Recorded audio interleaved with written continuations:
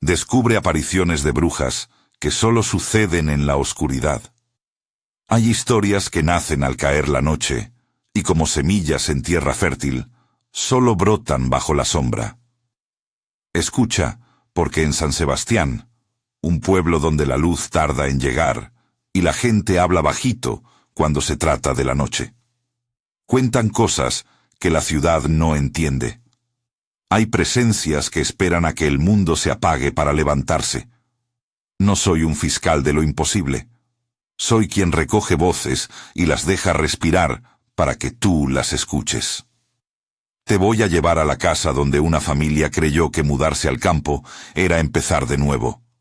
Y te la mostraré tal como la relatan los vecinos, con puertas que crujen al atardecer, con cuartos que guardan un frío distinto, y con un silencio que no es ausencia, sino presencia contenida. Samuel Herrera dejó la ciudad con la idea de poner de pie un sueño que en la urbe le había ido esquivando. Tenía claro que necesitaban espacio, que los niños corrieran y que el aire fuera otro. Carmen estaba cansada, pero satisfecha. Había aceptado por sus hijos. Valeria, de 9 años, coleccionaba historias de aventureras. Diego, de 5, prefería los insectos. El tío de Samuel, un hombre de manos callosas y memoria más larga que sus años, les ayudó a preparar la casa. Techos reparados, el pozo limpiado, la pila al pie del patio pulida por el sol de la tarde. La casa había estado cerrada mucho tiempo. Colores apagados en las paredes, muebles envueltos en sábanas, un cuarto del fondo con la puerta cerrada desde dentro por una traba oxidada.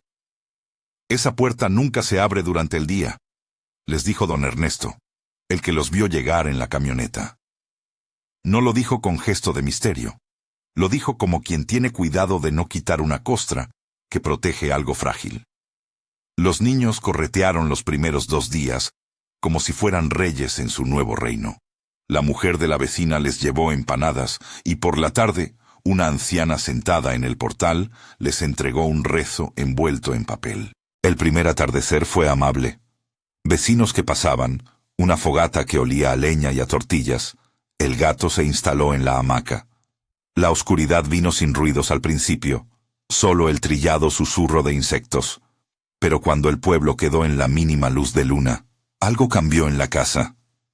Samuel notó primero el aire pesado dentro de la sala, como si la noche apretara los pulmones. Carmen lo atribuyó a la humedad. Los niños siguieron jugando, hasta que, alrededor de las 11, Valeria dijo que había oído a alguien hablando cerca de la pared del corredor.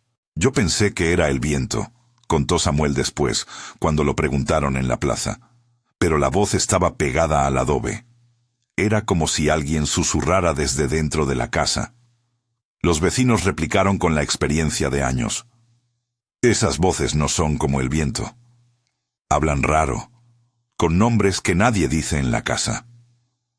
Valeria describió el sonido como una conversación pequeñísima, algo que se arrastraba por la pared y se volvía a esconder en cada grieta.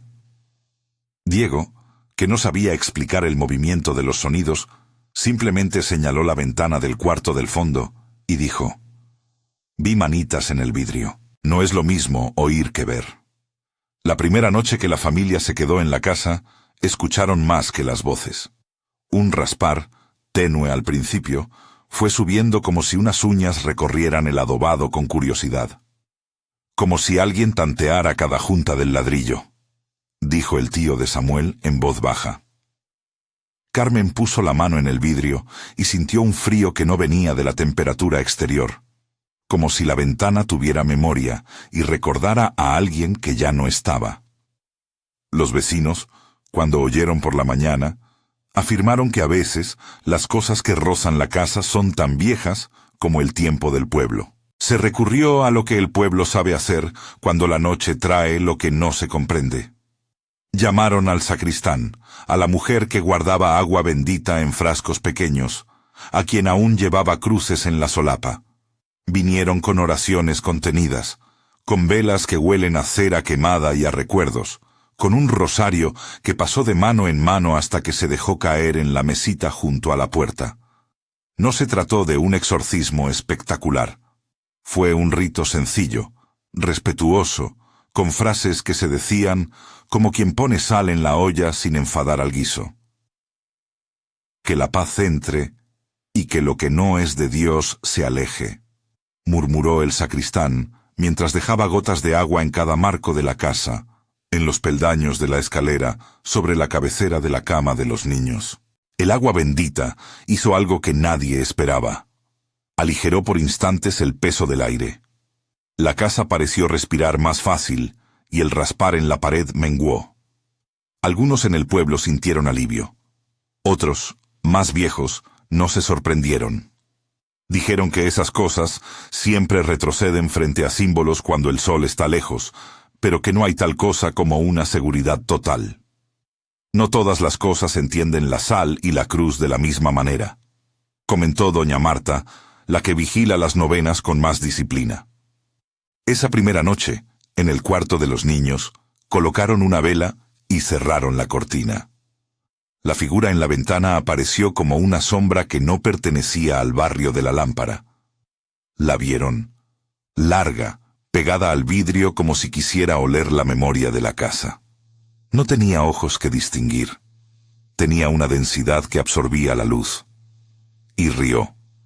No fue una carcajada, sino una risa baja, como alguien que se sabe amparado por la noche y juega con un enigma. Valeria, desde su cama, dijo que la risa parecía hacer ecos dentro del hueso. Diego se abrazó a su muñeco y preguntó si era una bruja. Carmen se quedó sin respuesta. La respuesta del pueblo fue firme. Reforzaron cruces, pusieron cera en las rendijas, cerraron las persianas y recitaron salmos a media voz. Esos ritos tuvieron efecto. La figura del vidrio no traspasó la cortina esa noche. Pero el malestar no se fue. En su lugar dejó una sensación de observación. Era como si la casa hubiera sido tomada en cuenta, marcada en la noche, como un nombre más en la lista de la entidad. A la mañana siguiente, la familia parecía cansada. Habían dormido por agotamiento más que por descanso. La vida cotidiana trató de volver. Carmen hizo tortillas, Samuel reparó una bisagra, Valeria pintó un dibujo que dejó en la mesa. Pero, con el paso de las horas, la cuestión quedó en la memoria del pueblo. La risa, la figura, el raspar en el adobe. No es mala intención lo que dicen los viejos. Es que igual que hay tierras que no dan maíz, hay casas que no aceptan a quienes vienen sin saber las reglas, les dijo un anciano a la entrada de la feria. Nadie se enfureció por la comparación. La aceptaron como se acepta que el río no cambia de curso. Los días siguientes trajeron una calma tensa. Por la tarde, Carmen cuidaba el jardín y miraba con extrañeza la puerta del cuarto del fondo, todavía cerrada como una cicatriz. Samuel empezaba a reparar un altar pequeño en el porche, con una vela y una imagen que encontró cubierta por un trapo. El tío de Samuel contaba historias, no para entretener, sino para recordar. En los viejos tiempos, la gente se sentaba afuera a esperar la sombra y le hablaba. Algunas sombras contestaban, y otras se enfadaban si las invitas a entrar sin ofrenda. La tercera noche fue la que rompió la frágil coreografía de las oraciones y los símbolos. Empezó con un silbido que nadie podría atribuir a madera o viento. Una nota sostenida que subía y bajaba, como si alguien afinara un instrumento que no tiene nombre. Los niños, que hasta ese día habían conservado una inocencia firme, dejaron de jugar en la sala de manera inmediata. La risa volvió, pero esta vez con matices nuevos. En el tono se escucharon pasos, como si alguien fuera caminando por dentro de las paredes. Samuel se levantó, encendió la linterna y caminó el corredor. Tocó el muro. Su mano encontró frío y humedad, y al retirar la yema, encontró sobre sus dedos un polvo oscuro que no era tierra común. Había marcas, diría luego el sacristán al contarlo. Unos surcos que no se hacen con uñas humanas, como si algo flechara la madera desde adentro. El tío de Samuel recogió el polvo y lo olfateó. Su cara se contrajo. No dijo lo que olía. En el pueblo hay palabras que se guardan. Pero puso otra vela en la mesita y llamó a vocear en la calle. Las luces se encendieron en casas cercanas. Una vecina dejó la puerta abierta, como quien ofrece compañía a la familia perturbada. Alrededor de la medianoche, la figura se presentó de nuevo en la ventana del cuarto de los niños. No era exactamente la misma. Se había acercado, como si hubiera aprendido a conocer las hojas del marco. La cortina se infló ligeramente, y la risa fue un hilo que rozó el vidrio. Valeria, temblando, murmuró que la figura había puesto algo en el cristal. Unas pequeñas líneas, casi invisibles, que formaban un símbolo que ninguno de ellos supo descifrar. Nadie dijo que era una marca al principio. Lo llamaron dibujo, rasguño, lo interpretaron con dudas. Solo después la gente empezó a murmurar la palabra correcta, marca. La reacción del sacristán fue rápida pero mesurada. Vertió agua bendita en un recipiente, lo colocó cerca del umbral y repitió plegarias. El tío de Samuel atravesó la casa con un crucifijo en la mano, marcando puertas y ventanas. Por un rato, la casa pareció obedecer. El aire se aclaró. La risa se fue cortando como hilos que se rompen. Entonces, cuando ya todos pensaban que la noche cedería, la luz de la vela se tambaleó sola, sin viento, y se apagó como si alguien hubiera decidido apagarla de un soplo interior. En ese instante exacto, el cuarto del fondo, cuya puerta había estado cerrada siempre, se encontró entreabierto. Nadie entró de inmediato. Había en el gesto de no entrar una sabiduría aprendida por generaciones. Muchas cosas que no se ven son las que esperan a que uno las nombre para poder entrar. Carmen, temblando, avanzó hacia la puerta. Fue y no fue a la vez. Puso la mano en la cerradura y notó que algo tiraba desde adentro, una resistencia sutil, como si otro pulso no fuese del cuerpo humano. «No lo empujes», dijo alguien desde fuera, y ningún cuerpo obedeció. Samuel empujó la puerta con lentitud. La abrió, y lo que encontraron no fue un ser con forma, sino una ausencia cuidadosa. La habitación estaba intacta. Camas hechas, juguetes en su lugar, ropa colgada. No había señales de lucha ni de despedida. La ventana tenía esas líneas grabadas en el vidrio y una humedad que parecía reciente. En el suelo, pegados al borde de la cama, había pequeños restos de polvo más oscuro, iguales a los que Samuel había frotado de sus dedos. La sensación era la de una casa que había sido inspeccionada por algo que no necesitaba llevarse cosas. Bastaba con tomar lo que le pertenecía, sin clausurar puertas ni dejar rastro. Llamaron al pueblo. La madrugada se llenó de vecinos. Entraron de uno en uno, como si la presencia de más miradas pudiera revertir lo ocurrido. Las horas siguientes fueron una mezcla de incredulidad y ritual. Se levantaron las camas para revisar huecos. Se buscaron huellas en el patio. Se revisaron rutas posibles hacia el monte. No había señales de salida, ni huellas de barro, ni cadenas arrastradas, ni objetos fuera de lugar. Las palabras que circularon primero fueron pequeñas y desconectadas. Luego, como pegadas por la repetición, se transformaron en sentencia. Se los llevó en la noche. No se llevaron nada, dijo el tío de Samuel después, con la voz seca. Solo se los llevó la noche que sabe cómo entrar a quien no la respeta. Hubo llanto, sí, y hubo una espera que nadie se atrevió a nombrar. La casa quedó cerrada otra vez, pero ya no como un hogar que espera a que alguien regrese. Quedó como una boca que había comido algo y guardaba el sabor. Los vecinos hicieron guardia algunos días, pero nadie quiso más que quedar cerca sin interferir. Hay cosas que no respetan puertas. Se convirtió en una frase que se repetía, como si con su eco se pretendiera retener el miedo. En las semanas que siguieron, la casa no cambió de mucho. Los muebles seguían en su sitio. La mesa del comedor tenía aún el pozo del café. Un dibujo de Valeria seguía pegado a la pared con un enganche de alambre. El pueblo evitaba hablar del tema en voz alta. Se hablaba en corrillos y se miraba de reojo a la casa cada vez que pasaban por la vereda. Algunos niños ya no se acercaban a jugar en el potrero cercano. Unos pocos, los de más fe o los que no habían vivido, comentaban que quizás la familia había huido, que la ciudad ofrecería nuevas oportunidades. Otros callaban, porque en el pueblo se sabe que a veces las explicaciones urbanas son cómodas y provisionales, pero no siempre verdaderas. Los ancianos, esos que guardan la memoria de la tierra, dijeron cosas que parecían salidas de otra época. Hablaron de apariciones que prefieren la sombra, de mujeres que cantan en la orilla de los pozos, de risas que se parecen a promesas. «¿No es que no crean en la ciudad?», dijo doña Marta una tarde que la encontré sentada en su puerta. «Es que la ciudad no cree en la noche como nosotros. Aquí la noche tiene leyes que no se ponen en papel». No culpaban a nadie por su ignorancia, solo advertían con un cansancio que viene de haber visto repetir los mismos errores. «Vienen sin saber y se llevan lo que menos esperan», añadió don Ernesto, mirando la casa con una mezcla de piedad y vigilancia. Desde la distancia de la plaza, la historia se convirtió en lección y en rumor.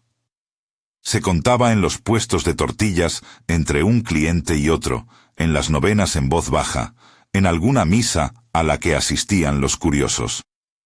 La misma historia venía con variantes: que la familia había dejado una vela encendida todo el tiempo, que el tío había hecho un amuleto, que la mujer del sacristán había sentido la mano de alguien rozando la suya bajo la mesa de la iglesia. Todo convergía en un núcleo firme.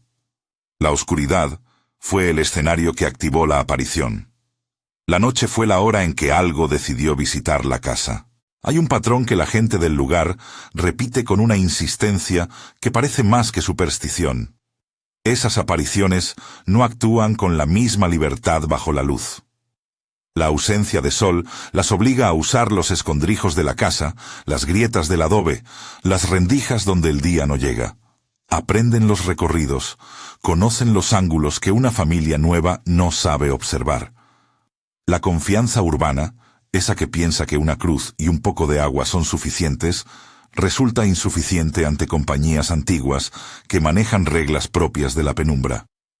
Si esta historia despierta algo en ti, si sentiste el pulso de la noche al leerlo, suscríbete para seguir escuchando relatos así. Hay más por venir, y cada casa tiene su sombra. Déjanos un like si te gustó la atmósfera, y si conoces historias parecidas, compártelas en los comentarios. A veces, escuchar es la manera más honesta de aprender. No terminaré aquí el relato, porque quedan preguntas abiertas. ¿Qué fue exactamente lo que la figura quería en el vidrio? ¿Qué dijeron, en privado, los que quedaron vivos? ¿Hay marcas que se manifiestan solo a quienes cruzan la noche sin pedir permiso? En el pueblo se preparan para contarlo, para dejar que los ancianos hablen y para que la noche vuelva a hablar en su propio idioma. Mientras tanto, la casa en San Sebastián espera en silencio. Y la frase que repiten los vecinos se repite como una advertencia que cuelga en el aire. Hay apariciones que solo actúan cuando las luces se apagan, y esas apariciones conocen los nombres de quienes creen que la oscuridad es solo ausencia de luz. Las semanas que siguieron a la desaparición en San Sebastián se estiraron como una tela que se rasga cada vez que alguien la toca. La casa quedó cerrada, sí, pero no abandonada en el sentido que imagina la ciudad.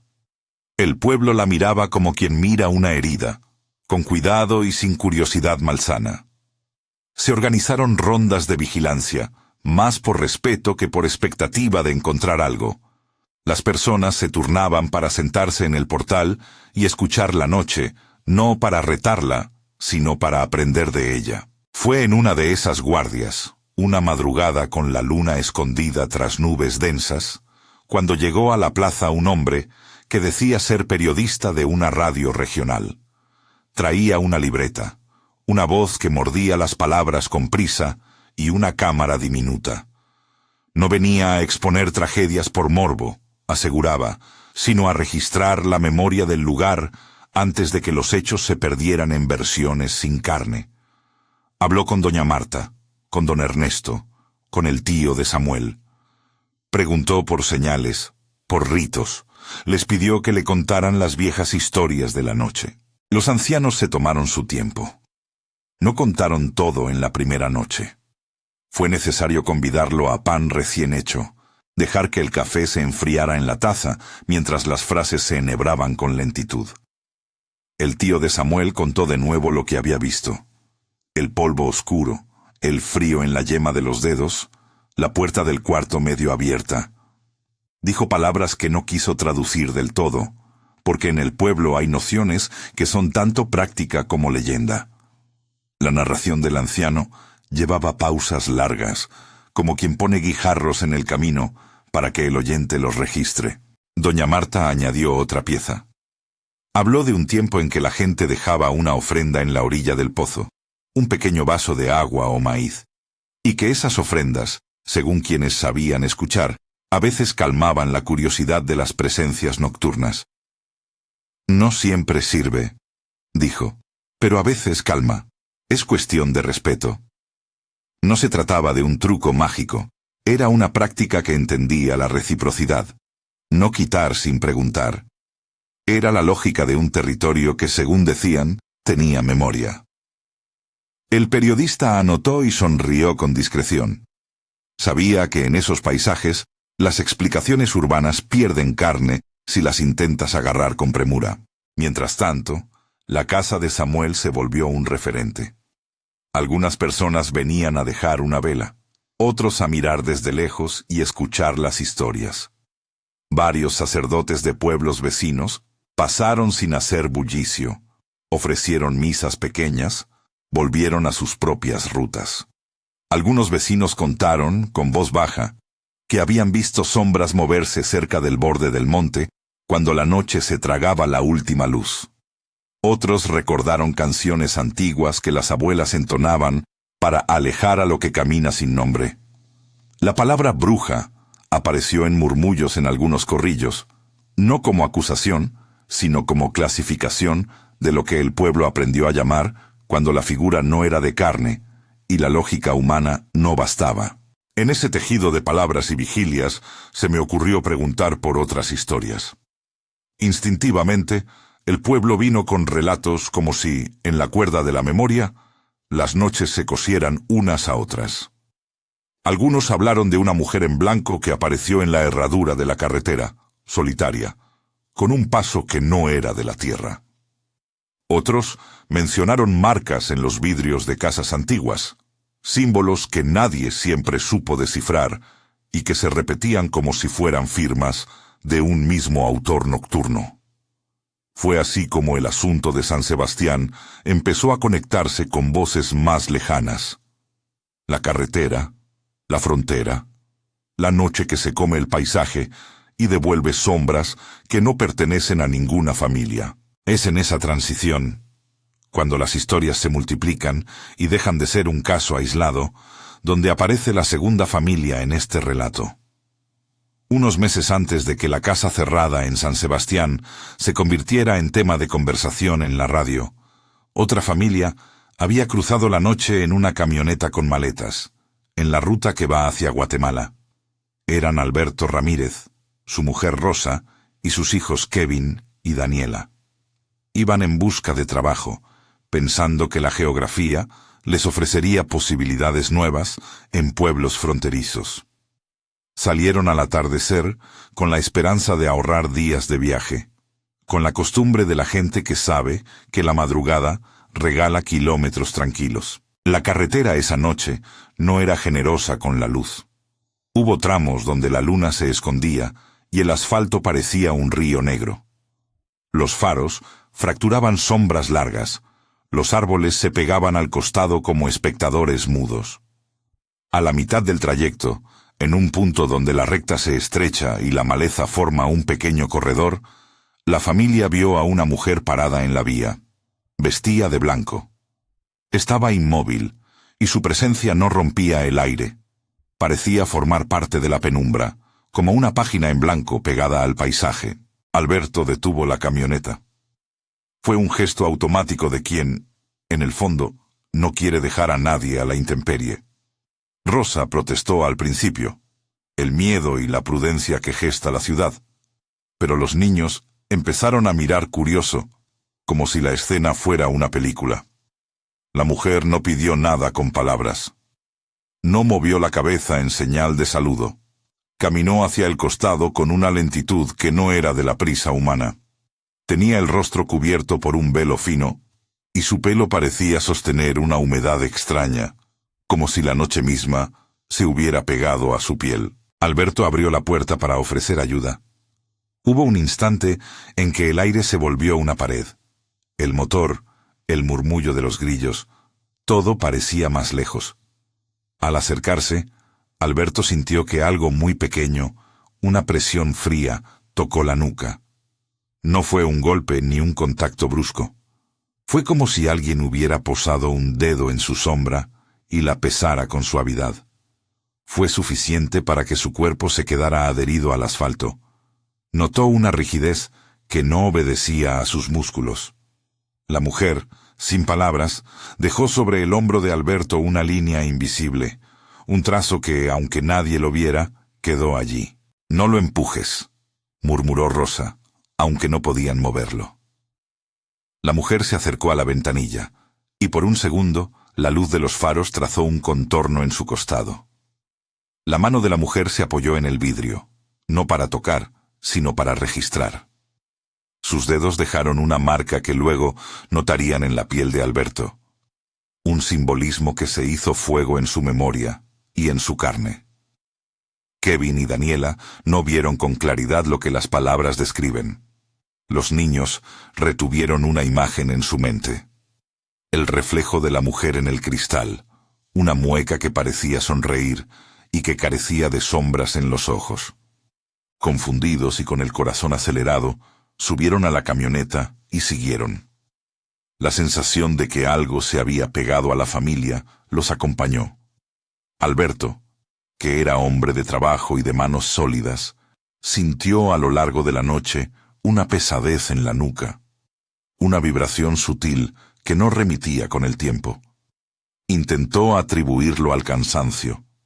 Rosa pensó que a veces la mente fabrica historias cuando está cansada, pero la marca no se fue. A simple vista no había señal, pero a la oscuridad le basta un resquicio para entrar.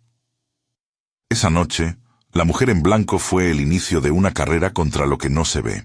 Buscaron refugio en el primer pueblo que encontraron con luces que parecían pulsar una bienvenida. Allí, en un zaguán de paredes encaladas, conocieron a doña Marta y don Ernesto, dos que no eran los mismos de San Sebastián, pero compartían la misma forma de mirar la noche. Les ofrecieron una casa para pasar la noche, y al observar de cerca, notaron que Alberto caminaba de manera extraña, un paso pesado que empezaba en la espalda y se propagaba por las piernas. La familia le informó a los dueños de la casa que algo extraño había ocurrido. Enseguida la calma del pueblo se tensó.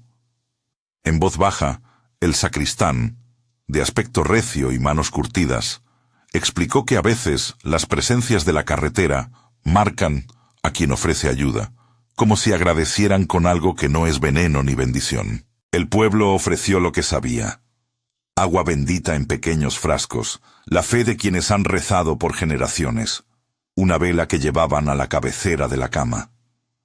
Los vecinos pusieron cruces en los marcos y ofrecieron un rosario que pasaron por encima de la frente de Alberto. Por un momento pareció que la presión se afinaba y que la noche desistía. Pero la marca, según los ancianos, podía tardar en manifestarse. No siempre actúa de inmediato. A veces, espera a que la noche caiga en su punto más denso. Esa misma noche, en la casa donde los acogieron, el ambiente cambió con la última hora. Había un olor tenue, mezcla de cera, de humedad y algo que olía a metal viejo. Un murmullo se oyó desde el patio, una conversación en una frecuencia que la mente busca y no encuentra. Kevin afirmó que escuchó a alguien cantar una nana en un idioma que no era del pueblo. Daniela contó que, al asomarse a la ventana, vio una sombra larga pegada al poste del camino. La familia intentó sostener la normalidad. La cena fue breve, las luces fueron puestas cerca de las camas, y la puerta se cerró con llave. Cuando la casa pareció quedarse en silencio, la aparición acudió a la habitación de Alberto. No vino con gritos ni violencia aparente. Entró con la misma templanza con la que la noche respira. A pesar de las cruces y el agua bendita, la mujer en blanco se movió por la casa con la libertad de quien conoce sus recovecos. Se detuvo delante de la cama de Alberto, le miró la cara con la paciencia de los que esperan y con un gesto que se parecía a afeitar, extrajo algo de su pecho. No fue un acto que se describe con imágenes toscas. Fue como si desenganchara un hilo cuya labor era mantener la calma de la vida. Alberto se quedó quieto, sus ojos abiertos pero con una distancia que los demás no alcanzaban a cruzar. A la mañana siguiente, cuando la luz comenzó a entrar por las rendijas, la familia despertó con la sensación de haber perdido un pedazo. Alberto estaba pálido. Su pecho cedía con dificultad. Acudieron vecinos, hicieron pequeñas oraciones en voz baja, y algunos se atrevieron a decir que la marca que había dejado la mujer no solo pesa, sino que reclama. Intentaron llevarlo a la posta, pero en la frontera la medicina llegó tarde, o mejor dicho, no supo nombrar aquello que la noche había decidido tomar. En la vigilia, mientras los niños dormían en un cuarto que temblaba por la incertidumbre, Rosa sintió a su marido alejarse en cada respiración. La muerte de Alberto no fue una escena espectacular. Fue una retirada tenue, una mañana en la que su cuerpo dejó de responder a la llamada de la familia. No hubo heridas visibles.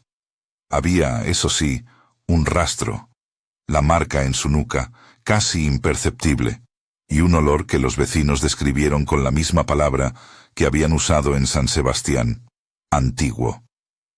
La noticia corrió por el pueblo como fuego en hojarasca seca. Algunos afirmaron que la carretera reclama a quienes se detienen sin saber las reglas. Otros dijeron que hay patrones que se repiten y que es mejor no invadirse en explicaciones. Rosa, con los niños, volvió a la ciudad con la sensación de que la noche les había robado algo que no volvería. Kevin tenía la mirada apagada de quien mira la carretera en la memoria y la ve siempre con la figura de una mujer en blanco. Daniela guardó el silencio de los que crecieron frente a una ausencia. La comunidad que les había dado refugio ofreció lo que pudo: velas, palabras, la costumbre de nombrar aquello que no puede explicarse. No hubo juicio ni acusación hacia quien había intentado ayudar. El pueblo lo contó como una advertencia. La compasión no siempre se mide en caminos llanos. A veces exige saber a qué se enfrenta la noche. Al comparar San Sebastián y la carretera, hay patrones que saltan con más fuerza que las diferencias. Las apariciones prefieren la noche. No se presentan al mediodía, ni se arrastran por la tarde soleada. La oscuridad les da un teatro sin máscaras, les presta la textura necesaria para moverse por grietas, por ventanas, por la carne de quienes se atreven a mirar. En ambos relatos, las marcas son discretas al principio: pequeñas líneas, polvo oscuro, símbolos en el vidrio que nadie supo leer. También hay una persistente sensación de que lo habitual, agua bendita, cruces, rezos, funciona, pero no garantiza. Puede calmar, pero no erradicar. Puede abrir una tregua, no una victoria. Los viejos del pueblo, con su paciencia, ofrecieron una explicación que no pretende ser científico, pero sí funcional. La noche no es ausencia, es un terreno con reglas. Para transitarlo, dijeron, hay que conocer las formas que rigen ese territorio. No impusieron su visión. La compartieron como quien señala un puente quebrado. Cruza con cuidado. Hicieron énfasis en que la hospitalidad, valor alto en sus vidas, no debía usarse como excusa para descuidar las costumbres protectoras. No hablaban de prohibiciones absolutas, sino de prudencia aprendida. Algunos comenzaron a recopilar otras historias antiguas. Cuentos de mujeres que cantaban junto a pozos, de siluetas que aparecen en caminos rectos, de risas que parecen promesas hechas en clave. El idioma del pueblo conservaba nombres para esos fenómenos. La que llama, la que prende el vidrio, la señora de la carretera. No son términos universales, cambian de valle a valle, como cambian las recetas. Pero en el fondo, todos apuntan a una misma intuición. Hay presencias que el mundo moderno no explica porque su lógica no es la que se impone en la ciudad. Con el tiempo, San Sebastián volvió a su latido cotidiano, aunque con una costura más gruesa. La casa de Samuel seguía en la vereda como una palabra sin terminar. Un grupo de jóvenes, movidos por curiosidad y por respeto, decidió limpiar el patio y poner un letrero sencillo. Casa en memoria. Rogamos respeto. No era un gesto de temor vacío. Era una forma de decir que la casa no estaba disponible para juegos nocturnos, que la oscuridad allí tenía un nombre. Aún así, la historia corrió fuera del pueblo. Radios contaron la desaparición, foros la replicaron con la frialdad de los que no conocen los matices. La narrativa urbana buscó explicaciones. Fuga voluntaria, crimen ordinario, sectas. Nada de eso encajaba con la tela que los vecinos tejían. En los corrillos donde la gente se sienta a arreglar una prenda y a contar la lluvia, la desaparición se convirtió en advertencia. No salgas a la oscuridad sin conocer sus reglas. La frase se repetía sin sermón, apenas como quien repite un santo nombre para que el miedo no se haga canto. En los meses siguientes aparecieron otras señales, no todas conectadas con violencia. Hubo referencias a ventanas que amanecían con líneas finas, a perros que aullaban en noches donde el viento no soplaba. En algunos casos, la gente logró espantar la inquietud, simplemente con presencia y respeto. En otros, la noche ganó. Ninguna narración, sin embargo, trazó una fórmula simple que pudiera ofrecer consuelo absoluto. La incertidumbre sigue siendo la casa de estas historias. Al final, lo que queda es una enseñanza que se repite en coro. La oscuridad no es uniforme, ni es territorio vacío. Allí donde la luz se extingue, las historias se liberan. Para los que vienen de la ciudad, la noche es un telón que necesidades prácticas confunden con ausencia. Para los que viven en la tierra, la noche es un ecosistema con leyes que se aprenden escuchando. Los dos relatos que hemos contado, la familia que se mudó a San Sebastián y la de la carretera, convergen en ese punto. Las apariciones que aparecen solo en la oscuridad no necesitan imponerse con violencia. Saben esperar, pesquisar, marcar. Y cuando deciden, lo hacen con la lentitud segura de lo que ha esperado siglos. Si al escuchar esto, sientes que la piel se eriza o que un recuerdo de una noche particular te vuelve a la memoria, no estás solo. Las historias están para sonar en compañía. Aquí se cierran estas 2 jornadas nocturnas con una imagen que tal vez te acompañe. Imagina una casa a la vera del camino, una lamparilla vieja que tiembla en la mesa, y más allá, un bosque que guarda su propio idioma. Cuando la última luz del día se apaga, escucha con atención. Hay risas que no persiguen los mismos fines que las humanas. Hay manos que no dejan huellas fáciles de leer. Hay marcas que son nombres que la noche reclama. Y sobre todo, recuerda que algunas apariciones solo salen cuando la luz se apaga. Si esta historia te removió, comparte en los comentarios si alguna vez sentiste la noche por encima de la ciudad. Suscríbete si quieres escuchar más relatos que exploran lo que queda cuando la luz se rinde. Y activa la campana para no perder la próxima historia. Termina aquí, por ahora, la voz que recoge los relatos. La noche, en cambio, sigue su curso, y en su viaje silencioso guarda muchas historias aún por contar.